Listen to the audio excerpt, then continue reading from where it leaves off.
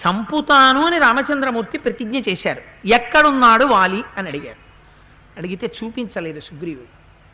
వాలి ఫలానా చోటుంటాడు, రావయ్యా నీకు చూపిస్తాను అని చూపించలేదు. చూపించకుండా ఒక మాట చెప్పారు, రామ తొందరపడకు, నీకొక్క విషయం చెప్తాను విను అన్నారు. చెప్పు అన్నారు రామచంద్రమూర్తి. ఆయన అన్నాడు, సముద్రాత్ పశ్చిమాత్ పూర్వం దక్షిణాదపి చోత్తరం క్రామత్యనుదితే సూర్యే వాలి వ్యపగతక్లమ. నీకొక్క విషయం చెప్పాలి రామా, సూర్యోదయానికి ముందర నిద్రలేస్తాడు వాలి. నిద్రలేచి తన కిష్కింధలో తన అంతఃపురం నుంచి ఒక్క దూకుతాడు. తూర్పు తీరం దగ్గర దిగుతాడు, తూర్పు సముద్రం దగ్గర దిగుతాడు. దిగి అక్కడ సంధ్యావందనం చేయడం మొదలు పెడతాడు. అక్కడ అర్ఘ్యం ఇస్తాడు. అక్కడి నుంచి ఎగిరి పశ్చిమ సముద్రం నుంచి తూర్పు సముద్రం దగ్గర దూకుతాడు. ఒకే దూకులో ఎంత వేగంగా దూకుతాడో చూడండి. ఈలోగా సూర్యోదయం అవక ముందు మళ్ళీ తూర్పు సముద్రం దగ్గరికి వస్తాడు.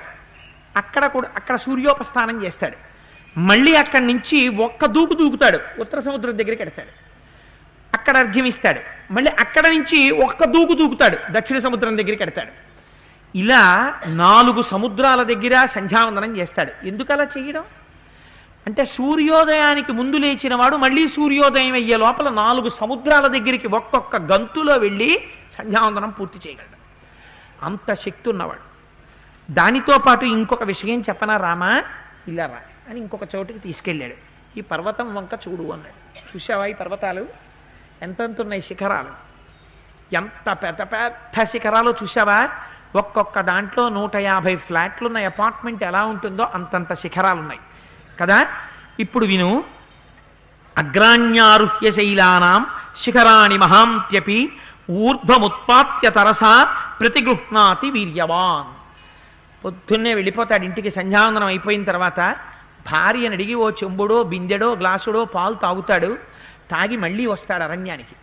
వచ్చి ఈ పర్వతాలు ఎక్కుతాడు. ఎక్కి ఈ పర్వత శిఖరాల్ని ఊపి విరగ్గొట్టేస్తాడు. విరగ్గొట్టేసి వీటిని గాలిలోకి విసురుతాడు. విసిరి బంతులు పట్టుకుంటూ ఉంటాడు. మళ్ళీ పట్టుకుని వాటిని పైకి విసురుతూ ఉంటాడు. ఎలా? ఈ చేత్తో ఓ శిఖరం, ఈ చేత్తో ఓ శిఖరం పట్టుకుని గాలిలోకి ఎగరేసి బంతులు పట్టుకుని ఆడుకుంటూ ఉంటాడు. విన్నావా రామా, ఇలా రా అని ఇంకో చోటికి తీసుకెళ్ళారు. తీసుకెళ్ళి ఇక్కడ ఇంకొక గమ్మత్తైనటువంటి విషయం జరిగింది. వీర్యోత్సేకేన దుష్టాత్మ వరదానాచ్చమోహిత జగామ సుమహాకాయ సముద్రం సరితాంపతిం. పూర్వకాలంలో దుందుభి అని రాక్షసుడు ఉండేవాడు. వాడికి ఒళ్ళు పొగరెక్కింది రామా. వాడికి బలం ఉంది. ఎందుచేత అంటే